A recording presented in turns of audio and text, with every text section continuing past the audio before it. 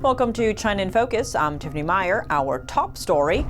A new report says Russia is reportedly boosting China's ability to take Taiwan. How Russia's battlefield know-how could boost China's forces. China promising major cuts in greenhouse gas emissions before UN member states this week.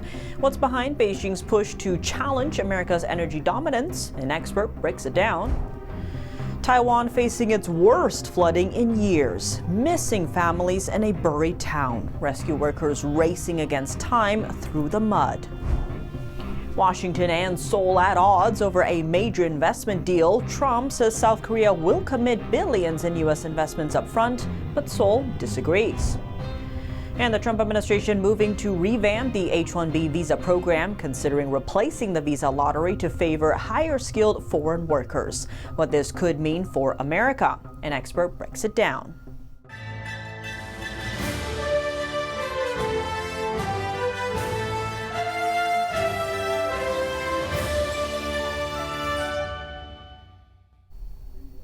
Russia is reportedly agreeing to give the Chinese military a boost, training Chinese soldiers to be parachuted into the battlefield. From aircraft, providing equipment, and sharing experience in airdropping armored vehicles. That's according to RUSI, the world's oldest defense think tank. It says sharing the expertise could increase Beijing's ability to take Taiwan. Chinese leader Xi Jinping has asked the military to prepare for a Taiwan invasion by 2027. One challenge Beijing would face in a Taiwan invasion is deploying a large number of troops on the island. Taiwan has very few deep water ports and beaches suitable for a large landing force. That's where the Russian expertise could potentially fill in the gap. Training for command and control of airborne forces, combat experience China doesn't have. If China could suppress Taiwan's air defenses, parachute special forces onto the island, and airdrop armored vehicles, it could quickly transfer combat power onto Taiwan. The document shows in 2023, Russia agreed to provide the Chinese military with special equipment for airborne infiltration. In 2024, Russia agreed to sell some weapons to the Chinese Air Force, including anti-tank guns and airborne armored personnel carriers. Russia also agreed to train Chinese paratroopers to use the equipment. The think tank reviewed 800 pages of contracts and collateral materials obtained by a hacktivist group.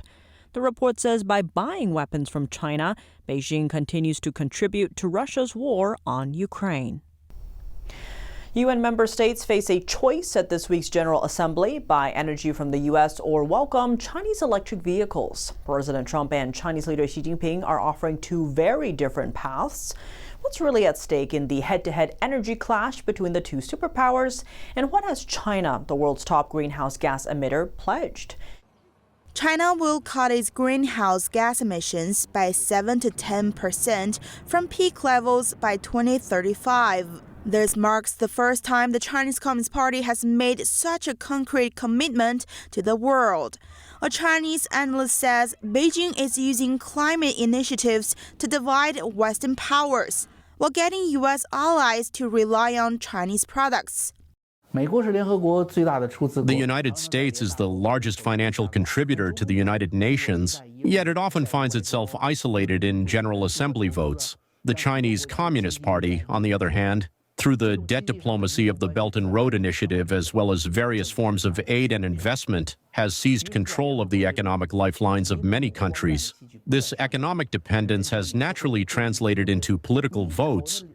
China's pledge came a day after President Trump delivered a contrasting message at the UN. It's the greatest con job ever perpetrated on the world, in my opinion. Climate change. Europe, great job. You cost yourself a lot of jobs, a lot of factories closed, but you reduce the carbon footprint by 37%. However, for all of that sacrifice and much more, it's been totally wiped out and then some by a global increase of 54%. Much of it coming from China and other countries that are thriving around China, which now produces more CO2 than all the other developed nations in the world. China is the world's largest emitter, producing nearly a third of global greenhouse gases. But experts say China's pledge falls well short of what they're hoping. London-based think tank Chatham House says China should aim for at least a 30% cut. The Chinese Communist Party is using this week's United Nations General Assembly to sway global institutions and push its agenda, challenging the U.S. Michael Lucci, founder and CEO of State Armor, joined NTD to discuss the Chinese Communist Party's new climate plans. Can you give us what were your thoughts when you heard China's move to set a goal of cutting 7 to 10% of greenhouse gas emissions by 2035? This is just happy talk from China. They're the biggest polluter in the world. They've never cut any emissions in any way, anywhere. They just want to say that 10 years from now, maybe we'll cut by a little bit. Meanwhile, we want all the rest of you, the United States, Europe, etc., continue your complete deindustrialization of your economy so that we could take away your manufacturing base and we could produce the tools of war and industrial production, and you cannot. That's what China really wants here. They want all of us to deindustrialize, and they want all of us, furthermore, to adopt technologies that they control. And let me be really specific here. Solar inverters that are coming from China for our green energy technology, batteries that are coming from China for our green energy grid, these have kill switches in them. So China understands that the greatest power that they could have over the United States is the ability to turn off our power. So in the end game here, what is China's goal? The end game is we are deindustrialized and we are running our energy grid on things that they can turn off and on at their whim. I mean, that's exactly where they want to go. Candidly, that's where they already are with Europe. Germany has been massively deindustrialized. And if you look at the headlines from our friends on the other side of the Atlantic, you can find headlines where they say explicitly, China controls a kill switch for the energy grid of the entire continent of Europe. That's because Europe was so ambitious, in the bad way of ambition, to adopt all this green energy nonsense and all the technologies that come with it that, oh, by the way, happen to all be backdoored by communist China, whether it's windmills that are spying on military bases in Texas or military bases in Germany that have connectivity devices on them, whether it's solar panels, whether it's solar inverters, whether it's batteries. These are all coming with kill switches. And so the question should not be, should we in the Western world adopt green energy? The first question is, should we adopt any energy source that is controlled and has kill switches from the Chinese Communist Party? And the absolute bipartisan answer to that question needs to be absolutely not. We cannot let them put kill switches into our energy grid, into Europe's energy grid. That's a hard no. After that, we can have a conversation about what our energy makeup should look like, but it needs to be American-made and resilient against the Chinese Communist Party. Okay, Michael, let me ask you this. Under what circumstances would China actually use this kill switch on a wide scale? Because I would imagine if China did that, the consequences would be catastrophic. I think that what China really wants to do is to surround the United States and surround Europe. And let me say what I mean by that. They want to have us so compromised that we begin to think that we shouldn't even consider resisting them in any way. If they do something super aggressive in the South Sea, if they were to even invade Taiwan, what they want us to be thinking is, if we are going to go help friends in Taiwan or Japan or the Philippines, if we're going to go do that, they're just going to flip the switch here at home to slow not just our military deployments overseas, but also to sow absolute chaos amongst our civilian population. Our bipartisan leaders, if you get Democrats and you get Republicans, they will describe this in the same way. They say that China is preparing for a 0 day to sow everywhere chaos all at once, all across the United States on that day where maybe it's they go do something with Taiwan. Maybe it's they do something provocative somewhere else in the South Sea or in their theater. That's when they want to be ready for that. And really, I think what they want to do is never use the power, because on the American side, we look at how booby-trapped they have our whole economy and we just say, we can't resist them. It's too late. That's where China's trying to get to. Okay, so given the current situation that we are in now, whether it's the kill switches that you mentioned, how should the U.S. respond? We should be ripping out anything coming to China with kill switches. And more specifically, when a Chinese company sells a solar inverter with an undisclosed backdoor, or when a Chinese company sells a battery with an undisclosed kill switch in it, that is massive consumer fraud. That is massive deceptive trade practices. And what we're starting to see now, and we really need to see this scale up, is state attorneys general are bringing the rule of law to the Chinese Communist Party. They are suing them for massive consumer fraud. So this is what we need. Sue them for massive consumer fraud, win a big claim against them, and use that money to rip and replace all these compromised Chinese Communist Party technologies. Sue, rip, replace, make them pay for the booby traps that they put into our system. President Donald Trump weighs in on Japan and South Korea Thursday. He calls South Korea's $350 billion in U.S. investments a down payment up front. Analysts say the remark makes clear that the investment is a condition for South Korea's tariff cuts under the U.S. trade deal. But Seoul has said it cannot afford large cash contributions. Trump recently made a trade deal with Japan, lowering tariffs in return for $550 billion in investments. Here are the details. US President Donald Trump has insisted that South Korea would provide billions of dollars in investments up front, despite Seoul's contention that it would be plunged into a financial crisis if it met the US demands without safeguards. South Korea pledged $350 billion towards US projects in July, but officials now say talks to formalize their trade deal are at a deadlock, and Trump's remarks contradict South Korea's understanding of its trade deal with the US. Speaking on condition of anonymity, a South Korean official said the intention was never to deliver the funds in a lump sum. They added that South Korea and Japan intended to provide financing for projects only after a capital call was made by the US. Trump formalized a trade deal with Japan this month, lowering tariffs on imports of its automobiles and other products in return for $550 billion of its investment in US projects. US officials have pressed Seoul to follow suit. A memorandum of understanding on Japan's $550 billion investment agreed with the United States in September also made no mention of upfront payment of the funds. It says the investments should be made from time to time until the end of Trump's term in January 2029. Under its deal, Tokyo agreed to transfer money within 45 days after the US selected a project. Japanese officials did not comment on Trump's upfront remarks on Friday. South Korea has also said it cannot afford to make large cash investments. Last week, President Lee Jae-myung said that without safeguards such as a currency swap, South Korea's economy would be plunged into crisis. Japan's outgoing Prime Minister Shigeru Ishiba will visit South Korea's president next Tuesday. South Korea's President Lee Jae-myung invited Ishiba for talks to boost ties and security cooperation. They'll also discuss strengthening cooperation between the U.S., South Korea, and Japan for regional stability. The meeting is seen as a push to improve Japan-South Korea relations. It will be Ishiba's first visit to South Korea since taking office, and likely his last before stepping down next month. Meanwhile, South Korea's new ambassador Lee Hyuk arrived in Japan Friday. Lee acknowledged historic tensions from Japan's colonization of South Korea and stressed the need to avoid hurting areas where the two countries can cooperate. Coming up, Taiwan facing its worst flooding in years. Missing families and a buried town. Rescue workers racing against time through the mud.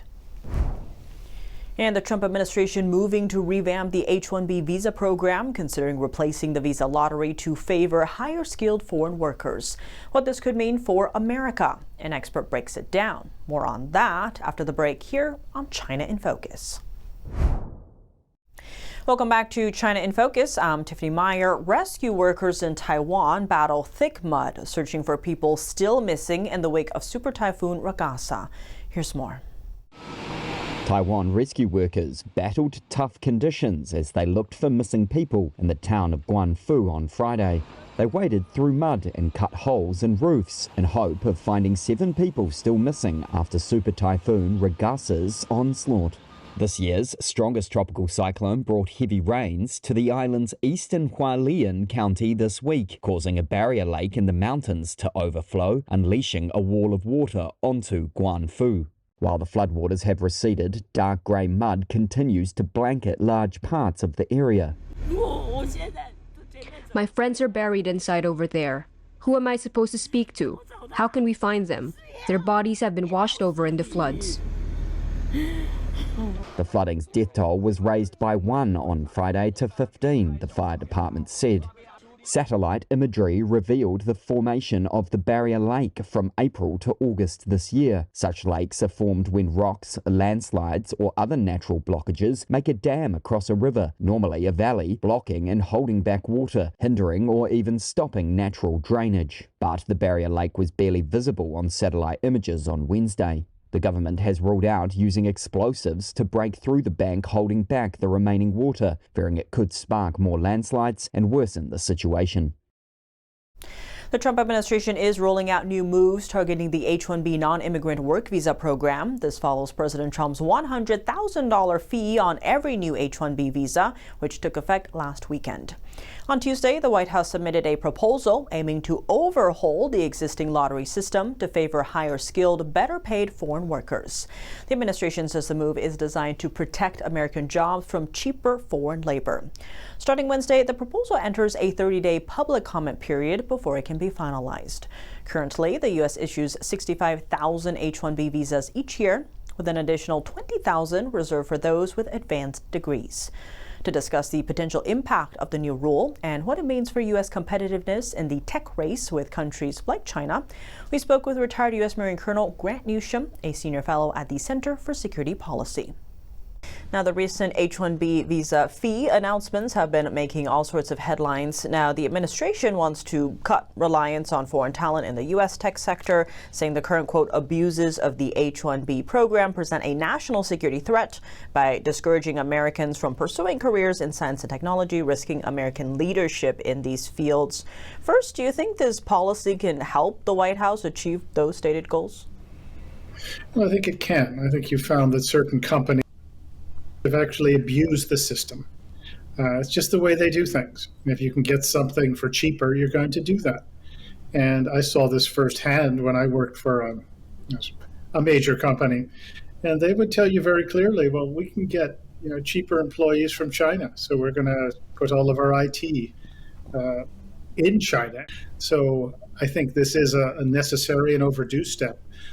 Over time, cumulatively, it is going to make it harder for, say, American technology people to get jobs, and that has a discouraging effect. So the pipeline tends to dry up when there's a sense that, well, there's no jobs available. Now, remember, we used to be the world leaders in semiconductors 30, 40 years ago, and then once that was offshored, sent overseas, well, it suddenly wasn't a sort of a area of study that was in demand, and we're scrambling to try and find Americans who can actually do this sort of work. So I say it does over time. It has a serious effect. I think the administration is addressing it by and large correctly. I think they're a little heavy-handed in how they're applying it.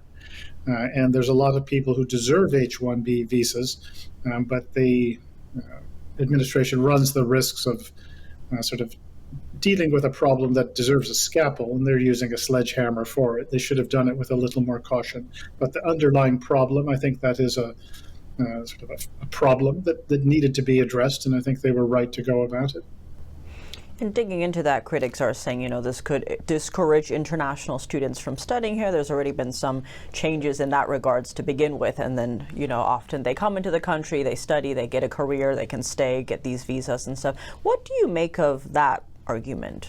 The purposes of this, the H-1B visa program, I think they have long since been sort of disposed of. And it's really a way that companies can hire people for a lot less. The Americans would have some pathway to getting a sort of a technology job. But as I said, there's plenty of people who deserve these visas, and particularly in other areas, who are now excluded because of this $100,000 fee just to apply.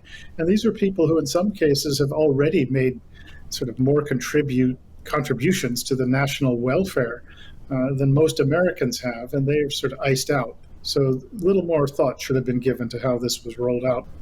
Now, China has responded with a Beijing spokesperson saying that China won't comment on U.S. visa policies. He added that China welcomes talents from all over the world to come to China and, quote, root in China for their careers. Now, we do know that over the years, China has proactively approached U.S. talent to work for them and try to pull them out of our market and sphere. What do you make of the current state of the tech race between the U.S. and China? Well, the Chinese should not be underestimated. This idea that somehow we'll always be ahead of the Chinese, that sort of condescension will get you killed. But in terms of China being the go-to destination for young students worldwide, I don't see that happening. You don't see people just beating down the doors or risking their lives to go live in China.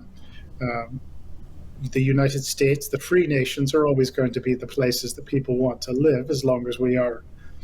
So if we don't blow it, I think they could probably buy off some Ivy League professors and plenty of sort of talent at that end, but they would probably demand to be paid in US dollars for one thing, and I doubt they'd want to set up lodgings in China itself. But in terms of a fundamental shift in where the demand is, where in terms of people wanting to go work and live, I think America and the other democracies have the upper hand. I want to zoom in on a potential shift we could be seeing, because we are seeing headlines and some analysts saying that China is going to benefit from this, especially the fee part, and that some major tech companies might actually start building centers outside of the U.S. to try and draw in talent locally there. What do you make of those opinions? Oh, it wouldn't surprise me, particularly when you look at the tech companies and also, say, the financial institutions that have huge technology components just to do their work. A lot of them already have set up business in China, set up their centers there, apparently oblivious to the fact that the Chinese Communist Party intends to destroy them ultimately after it's sucked everything useful out of them. Just the short-sightedness that we've already seen in these companies putting in, say, their technology centers, their R&D centers, their back office sort of computer work, putting it in China. If they've been doing that already, well, I'd say the sky's the limit in terms of the sort of at best naive and at worst like really stupid efforts to put their sort of key activities in the People's Republic of China. And zeroing on the timing of this, it does seem this policy is specifically targeting India and China, since the two countries are where most of the H-1B visas were going to. Especially India took about 71% of U.S. H-1B visas last year, and recently President Trump has made his opinions very clear. He's not happy with China and India for helping to fund Russia for the ongoing Russia-Ukraine war. Do you see a correlation, if you will, between the two, the timing here with the H-1B visas and the war? It wouldn't surprise me at all. I think it would make sense. I doubt it was just a coincidence that it happened now. But as I said, if the idea is to punish India, punish China for what they're doing to help the Russians in Ukraine, there may be some benefit to that. There probably is. But at the same time, you should roll this out with a little more caution, a little more judgment than they've shown to date. Well, Grant Newsham, as always, thank you so much for joining us. No, thank you for having me. That's all for today's China in Focus. I'm Tiffany Meyer. If you have any feedback on the show or have something you'd like to see us cover, send us an email at chinainfocus@ntd.com. We'd love to hear from you. Round-the-clock original news coverage, visit us at ntd.com or download our NTD app. Thanks for watching. See you soon.